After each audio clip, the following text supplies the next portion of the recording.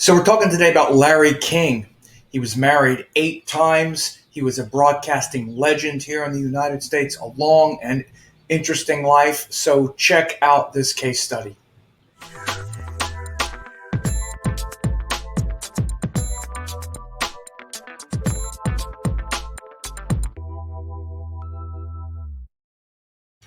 So as you see, we have the chart of Larry King here, talking about this broadcasting legend. Again, as I say, he was married like 8 times. He had a long and illustrious broadcasting career. We're going to look at his chart to see these things. Very interesting life, of course, fascinating life. I also wanted to let you know about 2021 tune-up if you wanted to get a 30-minute tune-up based on your chart, and especially analyzing the most important shifts that are happening also relative to your chart and your dashas and your cycles. You can go here. You see it scrolling there at the bottom, 2021assessment.securecheckout.com. I'll have a link below for you, but this is a 30-minute focus deep dive into your chart, what you can expect for 2021. Give 2 weeks for the report to be finished. And again, this will be something that can really help get you through the year. You probably know that I have done a 2021 forecast already. This is for your sign, where you can also get that just for your sign. But there's also 2021 vedicastrology.com, where all of these important shifts for 2021. So I'm going to be looking at these things also relative to your chart. So check that out. Now, again, we're going to be talking about Larry King, and I'll bring up his chart here. You'll see that Larry King has lived quite an interesting life. You see his chart right here. And, oops, let's bring it up here. Okay, make it bigger. And we have some notes here to the side. So he just died on January 23rd, 2021. And, I'm recording this now on February 6th. You can see January 23rd is when he died. And that, that time, if we run this back, run this chart backwards here, January 23rd was this day. And again, you see he was born November 19th, 1933 at 10:38 a.m. This is a good birth time. This is confirmed by several good sources. So this is an accurate birth time. So some highlights, you see he started broadcasting 1978, what became a radio show back in 1970, in the late 70s. This was like a local and then national radio show, 1978. But then he became a staple on CNN, was really helped to bring CNN into the mainstream with a very popular show. Some other interesting things, though. Larry King was married 8 times. Again, just interesting, right? We're not going to look over every one. We don't even have the dates for all of them. We do have a couple of them. But again, 8 times to 7 different women. Again, we'll be able to check that out. February 1987, King had a major heart attack before bypass surgery. January 2nd, 2021, it was revealed that he had been hospitalized with COVID. So he was hospitalized January 2nd with COVID. So we'll obviously see some of these important transits here that has showed his death. 87, that's quite a long life. But first of all, we'll just start here. Larry King is Sagittarius ascendant, as you can see. This Sagittarius rising sign is let's pull this up. The Sagittarius rising is ruled by Jupiter. You see his ruling planet, Jupiter, goes into the 10th house. So you can see this focus on career, right? Very much Sagittarius is ruled by Jupiter. It's about a sense of righteousness and purpose, doing the right thing, trying to lead and guide and inspire people. Well, his ruling planet, Jupiter, goes into the 10th house of Virgo, and Larry King, again, Virgo is very much, it's a hard working sign. It's also about service. It's also about being methodical, practical. It's ruled by Mercury, communication. And, Larry King was, he would research his, guests. He would, learn about them, but he was also just very kind of spontaneous and very, you know, um, uh, very much about trying to get into the mind of his guests. He would, try to find which questions to ask them to get them to talk and to open up. And a lot of very interesting ideas that he had about that. But again, we'll go into that more.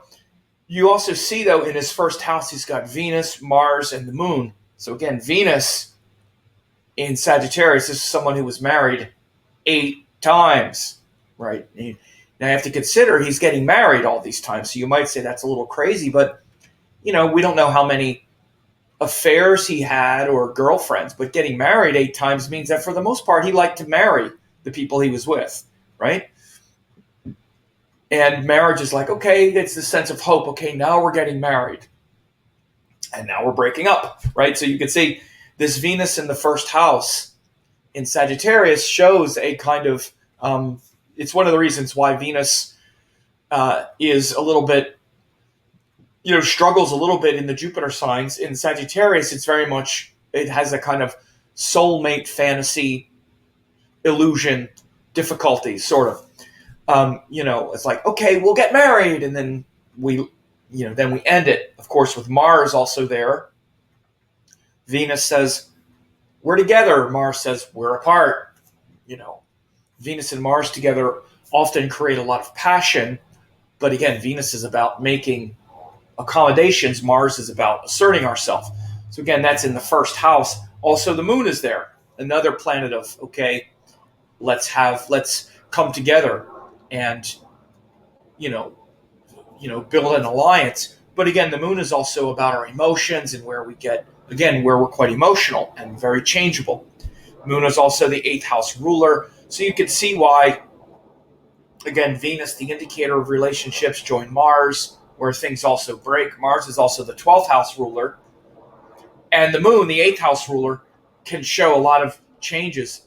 The other quality of relationships would be the 7th house ruler. And for him, it's Mercury, because Mercury rules the 7th house. And that's here in Scorpio in his 12th house. So again, this is very interesting because you might say, well, why does it show a lot of changes in his relationships but not in his career? Because Mercury rules the 7th and the 10th house. He had a long, steady career, but 8 marriages. The rulers are the same planet, Mercury. Mercury rules the career, which is the 10th house, and the relationships, which is the 7th house. So it's a very interesting case study in planetary rulerships and priorities, right? And so again, his ruling planet goes to the 10th house, so he's going to put a lot of his own identity in the 10th house, right? But the same planet also rules his relationships because it's the 7th house ruler, and it's retrograde in the 12th house. But you have to look at the other indicators, like the Karaka, especially, which in this case is Venus. So Venus, the indicator of relationships, which is the capacity for relationships and to enjoy compromising. Venus is full of, controversy here. It's with Mars, which is about changes. Mars, which is about ending things and breaking things and destroying what's not making us strong, and the moon, which is emotional. So again, you have a couple indicators here, right? And so if we look at the Karaka and the indicator of career, which is Saturn and the Sun, they both are. We see his Saturn, which is the Karaka of career, because it's about duty, responsibility. It's actually really powerful here in Capricorn. The Sun, which is the other Karaka of career, is also in the 12th house. I'll interpret that in a minute.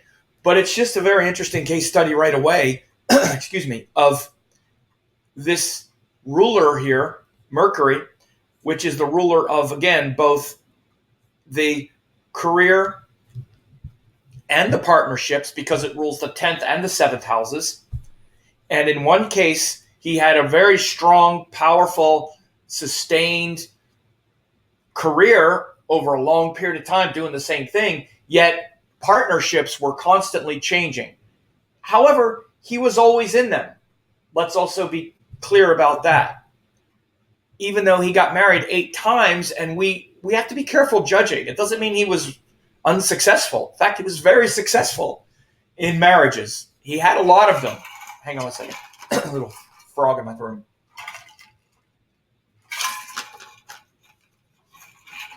It's very easy to say that he had bad marriages, or that he wasn't good at them, or they were unsuccessful. We have to be careful to judge, because for him, his karma was to have a lot of them. And he was good at them, meaning he had a lot of them. If someone says, I'm going to be successful in accomplishing this goal, which is getting married, well, he accomplished it more than most. He got married 7 times. Usually, though, we judge success in marriage by being in one long one, let's say, or a couple that are long. I don't necessarily bring that to it. I think he probably enjoyed his marriages. Look, he's got Venus right on the ascendant. His ascendant is 23. Venus is 21. So again, that desire and that desire for companionship is just built into his whole identity, right? And Venus-Mars conjunctions, when they're in the same sign, makes for a lot of passion, right? You might just say, you might as well just say sexual passion, desire.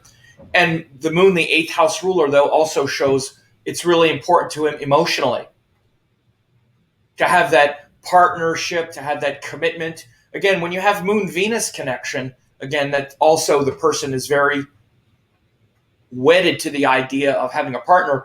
But again, it's also a moon-Mars connection. So again, this is complicated, right? Venus-Mars, Venus-Moon, Mars-Moon, they're all joined. So when you get this conflict, especially Venus and Mars, it's kind of like it's going like this, Come here, go away. Go away, come here. And it's also quite emotional because it's also in his mind. But that's what he did. So he definitely fulfilled the desires, right? Mars is also a Raja Yoga planet here in the 1st house because it's the 5th lord in the 1st, which means he has a lot of courage, enthusiasm to do it, not just marriages, but like everything in his life. But you can also see this in his personality and in his nature. Larry King is very jovial, very amiable, laughed easily, was very present. He was a great interviewer. He would, he would ask very short questions. One of his mantras I saw him being interviewed by people who conduct interviews. And they asked him, what is your secret to conducting great interviews? How is it that you're able to get people to open up and to talk so easily and to share so much with you? And of course, a few things one could say is, Larry King didn't judge his guests. And, there are ways we could say that conceptually. But technically, what he said is that, I saw him talking about this once, and he said, so many interviewers now, he said that when he watches people interviewing others, he said, it really makes me angry because they're always putting their guests on the defensive.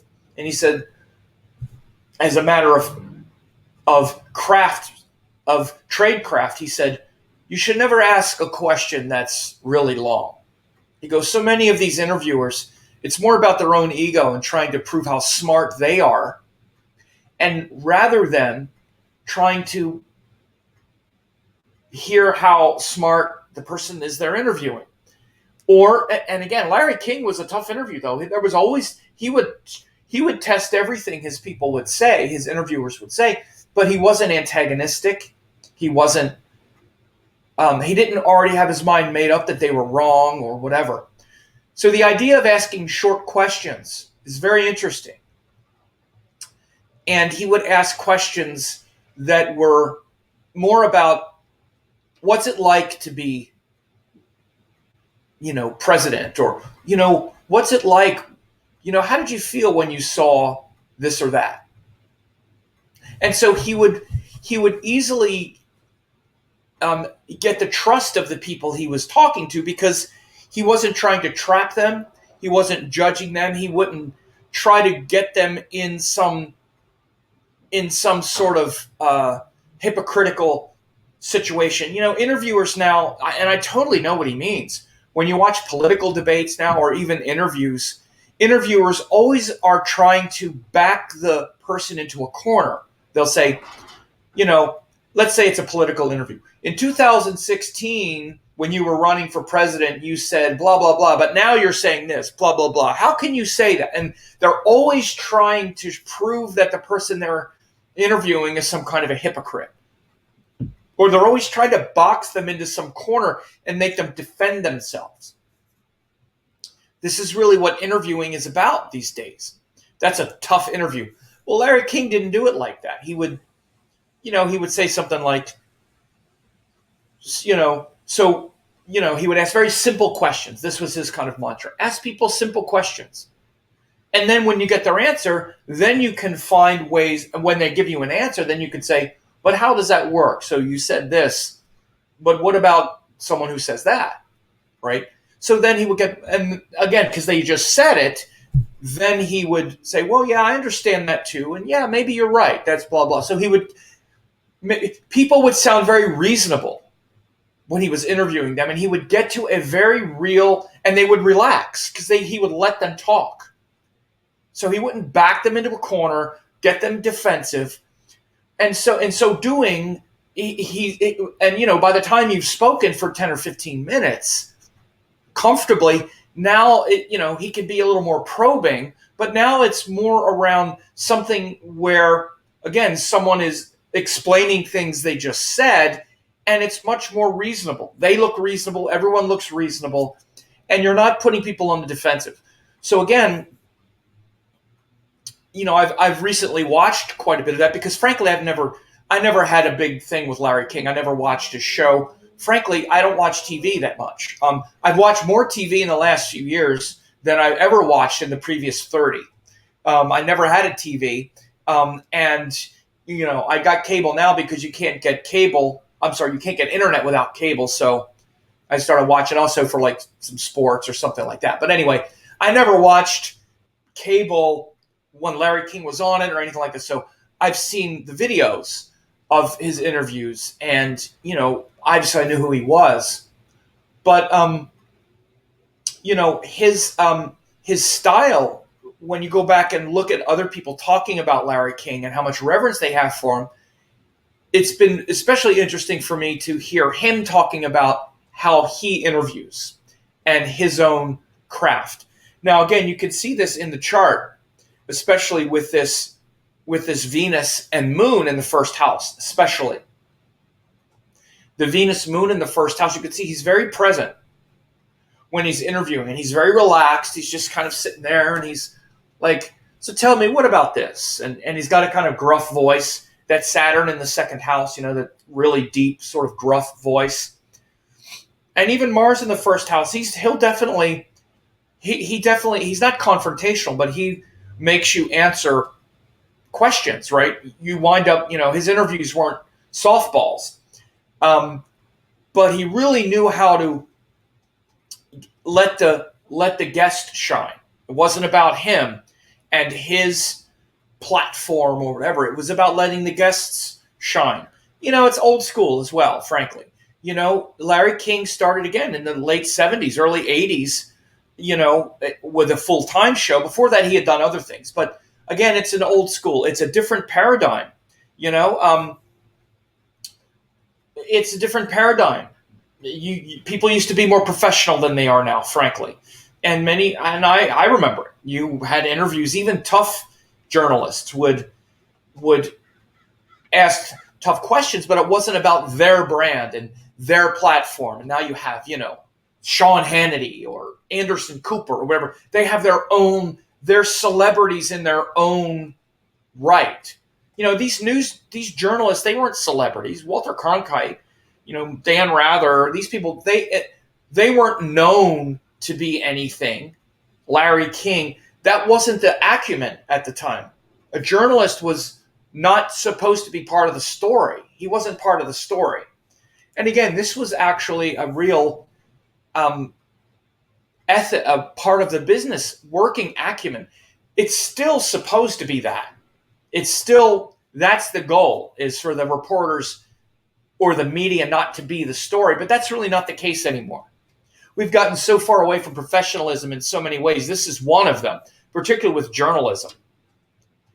Now the journalists themselves are their own brand, their own celebrity. But Larry King was more old school, and so the point was for him, not for him to shine, but for his guests to shine. So it's very interesting when you see his chart.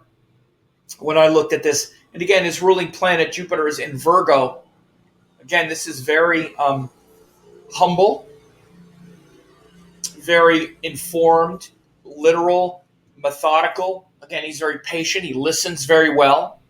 Again, a big part of that also is having Mercury and the Sun, which is the 10th Lord, and also the Karaka, or the indicator of the career, also in the 12th house. Now, again, there's a few things that are quite interesting about this. I would say, again, 12th house, first of all, again, I grew up at a time, and many of us did, we still have, the closest thing we have to radio now is like podcasting and stuff. We still have the radio, but it's hardly what it used to be. The radio used to be something that was very much about your imagination. Listening to the radio, there was a voice on the other side. You didn't know what the people looked like. No one had any idea what disc jockeys looked like or news hosts on the radio. Nobody knew what they looked like. You hardly knew what the singers and musicians on the radio looked like. But this 12th house, anonymity, he started on the radio. Very much a 12th house thing, because it's this voice coming out of a box, this like disconnected voice coming out of a box, and it's all about your imagination, the radio. So he got started on the radio, and then he came to TV from the radio, and then he became more visible.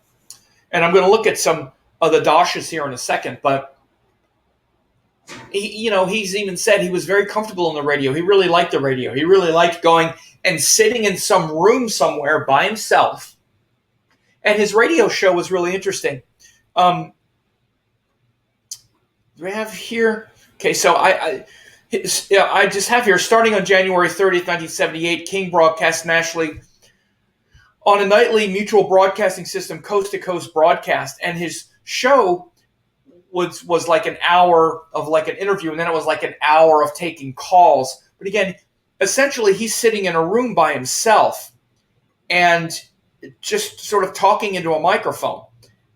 Again, now that's pretty awesome. That's totally by yourself, working by yourself. Again, the 10th Lord Mercury and also the Sun, the indicator, in the 12th house of being by yourself. Other thing, again, Mercury is retrograde, so it's also about listening.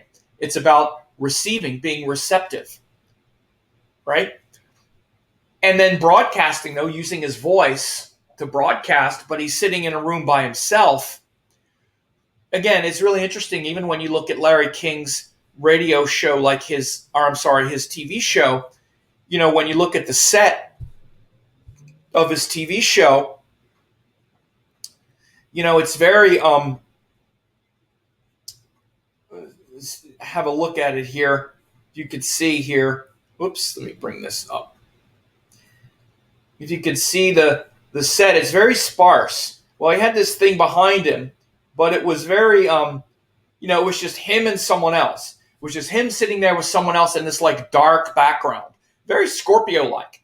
And he's got those two planets in Scorpio, but it's very Scorpio-like. I kind of thought he might be Scorpio because he's Yeah, this is Larry King. That really deep, kind of thunderous voice. You know, he kind of, it's not like he looks like Scorpio, but he's got this big nose. And yeah, David Letterman used to, David Letterman used to do this silly spoof that Larry King, he looks like an owl. Let me see. Looks like an owl. And it was a picture. It would be every time he would talk about Larry King, and then it would be a picture of this owl or this video of this owl eating mice. David Letterman. Here's a picture of Larry King when he was younger. This is a mugshot. He does. He looks like an owl. But Letterman goes to town on Larry King, right? So anyway, but we could go down the rabbit hole here a little bit, but he loved it all. He loved being spoofed and whatnot, and he was a really good sport up until the end. He was still interviewing people and going on shows up till the end. He worked until the day he died. Really, he kept being interviewed. He had his own show going even up until the end. But his it was always very sparse. It was just this sort of black backdrop. Let me see. Larry King, put up Larry King show background. Here we go. Let's put this. It looked like that. It was very, you had this thing and these lights behind it, but it was very, it looked like something like this. It was very sparse. You see, it's very Spartan here. It was a microphone here, which I don't think it was even turned on as a live mic. They were all mic'd up. But his symbol was this microphone and this kind of dark, dark lit set. Here's some screenshots of the show. Right? See, he had the suspenders as well. And again, it was kind of like a throwback, like old school, the suspenders, So there's a good shot of it. It looks very Scorpio-like, doesn't it? And that's with quite a few people here. But I say it looks Scorpio because Scorpio, it's dark, right? And so again, it also shows a kind of Saturn-like aesthetic. And he's got Saturn in the second house. Saturn is really powerful in his chart. We'll pull up his chart in a second. But so just very interesting to look at these kinds of things. At least I find them interesting to sort of look at someone's style and their nature. You could see. Oops, pull it up here. Add to the stream. So you can see that he's got the Saturn in the second house. I'm talking about second house now because second house is literally like our environment, right? It's literally like that room that you're sitting in. But for him, which is like in our home environment, it's like our possessions, it's like our values, the way we present ourselves, it's literally like our clothes. But if you're someone it's also our communication and the way we speak. But in the case of Larry King, it's also like it's our look. But for him, it's like the clothes is like the set design and where he would invite people to come every day. It's like our family. That's what our second house is, like our family, our values, what we invite people into, right? And so again, like I've already talked about in his interview style, it was very humble. He wasn't a showboat. And you can even see with that look, with those dark colors, it wasn't this bright pastel colors. It was old school, conservative, very Capricorn looking, very Capricorn, Scorpio, Saturn, right?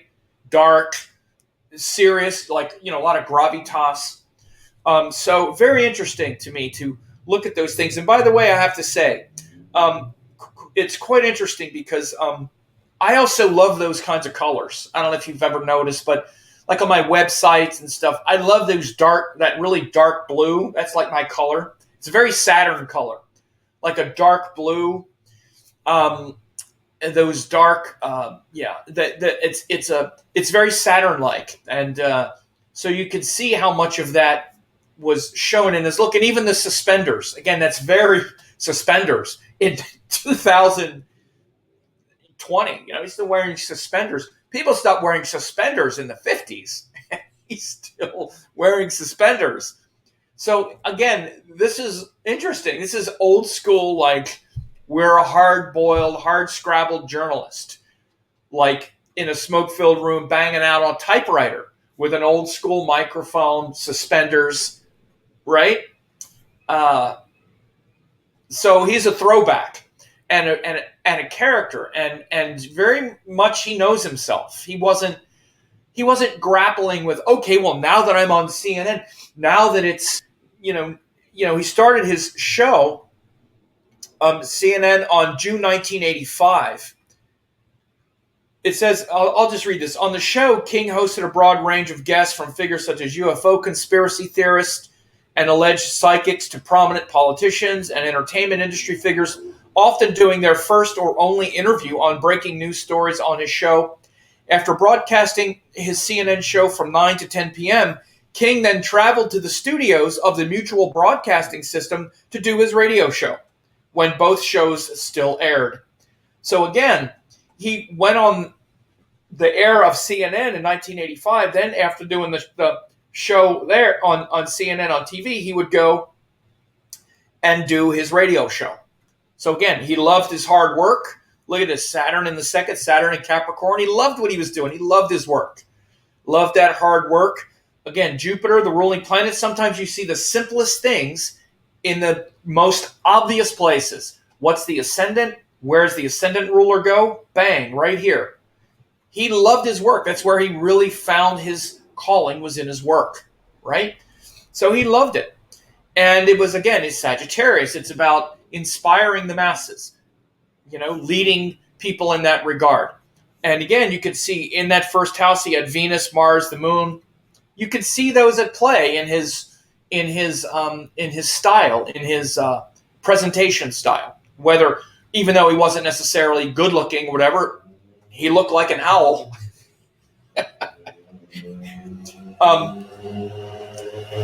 He had a charm. Let's put it that way. Had a good laugh. He had a charm. I'm sure he married. His women, his wives were beautiful. They were, Playboy bunnies and people like this. These are the people he married. He married the Playboy bunnies. He wanted the young, hot babes. And again, this is Sagittarius, Venus, Mars in the first, Venus, Mars, Moon in the first. A lot of desires. He wanted the hot babe. He was a simple man. He was a throwback in that regard too. Hey, chickadee, little doll, hey, right? Old school, like, a man. This is what the powerful man deserves. He deserves his. I don't want to say trophy wife because I don't know about all his wives. I actually didn't research it, and I don't want to seem demeaning, or that he was demeaning. But he wanted a nice-looking Playboy bunny, good-looking woman with him. Who am I to say he's wrong? But again, this Venus right on the ascendant, Venus, Mars, Moon. But he wasn't going to change. He knew who he was, and he was comfortable with it. He would laugh about his divorces and all that, and laugh at himself, make fun of himself. Once he became a celebrity and became part of the story, he didn't shun it, but it didn't change the way he was in his interviews. He would still, once an interview started and he was interviewing, he wasn't trying to be, well, I'm Larry King now. I have a reputation. I have to, now my political views are this or that. Nobody knows what his political views are, really. I don't think he never talked about that stuff. He didn't have his own, agenda where he would say, okay, well, you did this, you did that. I mean, he would ask people, but he was a lighter touch in that regard. When he was doing his job, it was about his guest. And so that's something to be looked at. And again, we're in big transformational times right now. And seeing throwbacks like Larry King pass away has been very interesting for me. There was another big icon like Larry King who passed, and it was Hank Aaron. I'm going to do a video on Hank Aaron, the baseball player and black civil rights leader. But these two especially, and they passed very close to each other, and they were both really very much of another time. And so, Larry King was very interesting in that regard. So if we look at these, dashas here, January 30th, 1978, you see he was in Mars Jupiter dasha. That's when he got the big break and started his broadcasting career. One second.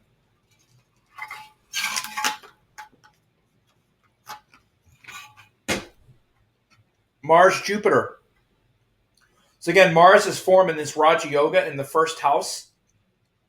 Fifth Lord in the first. Mars is also the ruler of Dhanishta, which shows where Rahu is in between the second and the third houses. Second and third house has to do with broadcasting, media, finding your voice. Third house, especially when it comes to communication, it's about media. It's very much about media.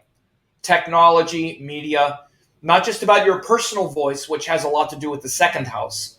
Your personal voice, your personal values, which again, look how powerful his second house is with Saturn, the second house ruler there. But the third house is now extending that and broadcasting that.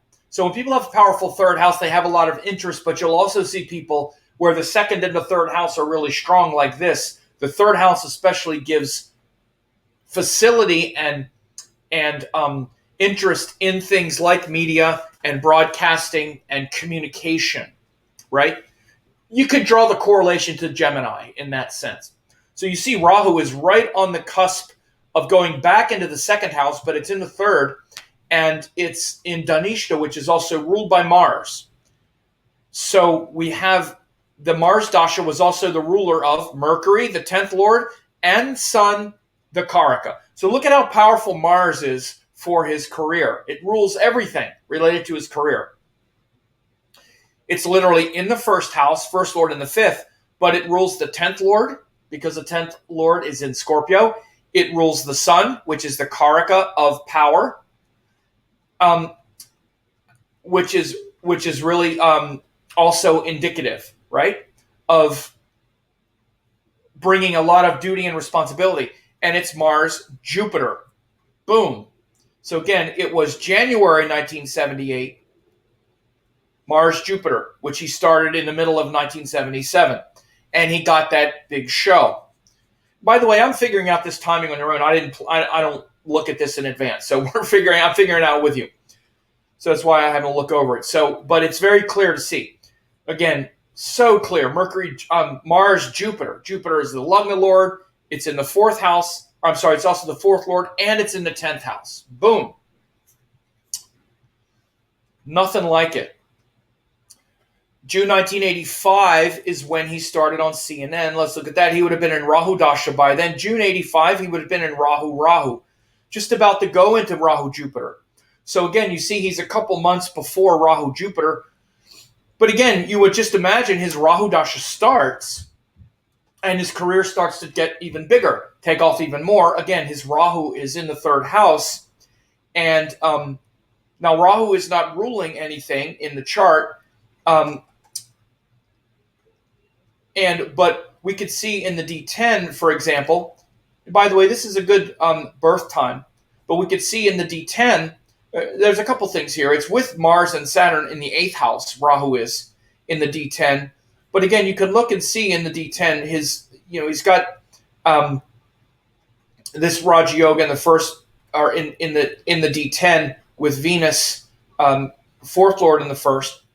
But you really see a lot of the power in his Rashi chart, especially with the career and whatnot. But you see it reinforced in the D10. In the D9 as well, the ascendant is Scorpio, so it's Vargotama here. Again, look at all the 8th house stuff going on. 8th house, Mars, Saturn, 8th house in the D10 as well. But you also see in the D9, Jupiter. So when you're looking at the luck to come forth, whether it was Mars Jupiter or Rahu Jupiter, which that, you could see when he got the gig at CNN, it started with Rahu, but then by the time he got to Rahu Jupiter, it started to really take off more, I'm sure. So Rahu Jupiter is when it really started to take off even more. Be interesting to see when he stopped that gig. But I would bet, but by the time Rahu Rahu Jupiter, and then Rahu Saturn. This was really when the broadcasting career really started to take off. And you see all the, look, I mean, this is also just interesting. I talked about the 12th house qualities here and being by himself, especially in the, in his radio days. But again, even when you look at the interview on his show, it's this kind of, it's not 12th house, it's not like he's by himself, but again, it's this sort of dark set. It's almost like you're coming into someone's little world, like come into my basement. I mean, that's what it reminds me of, like you're in his basement or something, Come into my dark basement and we'll broadcast out to the world. We're just having this private conversation. Again, it's like dark and private. It feels like you're in like a private room or something. If you ever watch some of the excerpts from his show. Again, he's very cheery and whatnot, but there's this feeling of intimacy and solitude and like it's just you, like he's just alone with this other person. And most of the time it was just one person. Some of those photos were like group photos, but it was usually him and one person just talking. But anyway, so you see that in June '85 is when his when he got the CNN gig, right? And then he went into Jupiter Dasha. Again, this was really, I guess you would say, kind of like a lot of the salad days. He stopped his gig at CNN. I think it was Jupiter Mars when he stopped CNN gig. Let's look here. Let me just pull it up. Share. And let's look and see. Larry King leaves CNN. Let's see exactly when that was. I think it was 2013 or 14 or something. Let's see. March 2014. March 28th, 2014. So let's look at that. March 28th, 2014. Oops. Let's look and see when what his dasha was then. March 28th, 2014, we have, okay, so he was in Jupiter Mars. Yeah, I thought it was Mars when I looked at it before. I did look over quickly a couple of these things. Yeah, I did. So Mars is the 12th lord. Yeah, that's what it was. So Jupiter Mars. So you can see how, again, it was Mars Jupiter. Interesting. Mars Jupiter when he started that broadcasting gig. Up here was Mars Jupiter, January 30th, 1978. Jupiter Mars was when he ended at CNN. So again, Mars here is the 12th lord. And again, now it took it away here, Jupiter Mars, because Mars is also about breaking, right? So it broke it here. And then he continued after that to do his own shows more privately, but that's what we had. And again, as you see, let's look at his health. So you can see his marriage is October 1989. Let's just look and see. October 89. What would we have here? Let me just look at one of them. There was a lot of them. In October 89 had been Rahu something. Let's see. October 89, Rahu Saturn. 89. He got married so many times. Saturn's in the 8th house. Somebody's married this many times. Let's see what Saturn's ruling. Saturn's ruling Rahu here. Anything else? It's ruling the sun. What else? It's ruling himself, the 2nd and 3rd lord. In the D10, the D9, Saturn is, what's he doing? It's with Mars. Oh, it's with the ruling planet. So you can see when he got in Saturn, in Rahu Saturn, you see Saturn has joined the Mars in the 8th house. So here's one of the reasons why there's so much changes in relationships as well. The ruling planet, Mars, of the D9 is in the 8th house with Saturn. And Venus, the Karaka, the 7th lord, is in the 12th house with Rahu. So D9, the marriage chart, you can see both the ruling planet, Mars is in the 8th house with Saturn. So his feeling of personal capacity to be there feels very tenuous. And then the Karaka and the ruler Venus is in the 12th house with Rahu. So you can see why so many changes. So again, let's look at his, where his dashas are now with his passing. He was in Saturn dasha, and it's in Saturn Mercury. This is where he's at when he just passed. So he was in Saturn Mercury. Look at the third level.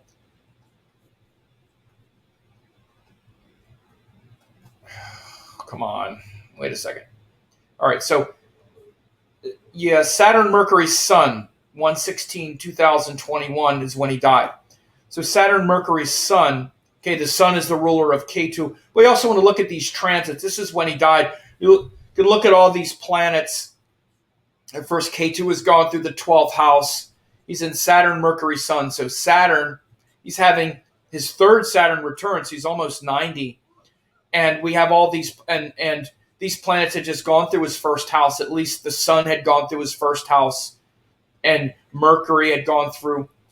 This last year had probably been hard when Jupiter and Ketu had been going through his first house in 2020, in 2019 and 2020 rather. So it was big lessons here. But the day he died, look, Venus was right on the ascendant.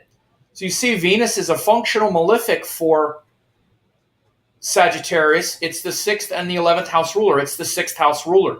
So it says that he, January 2nd is when he got sick. If we run these transits, go back and look and see, January 2nd is when he was diagnosed with COVID.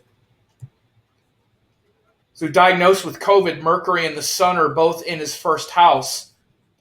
Venus, Ketu are right very close here.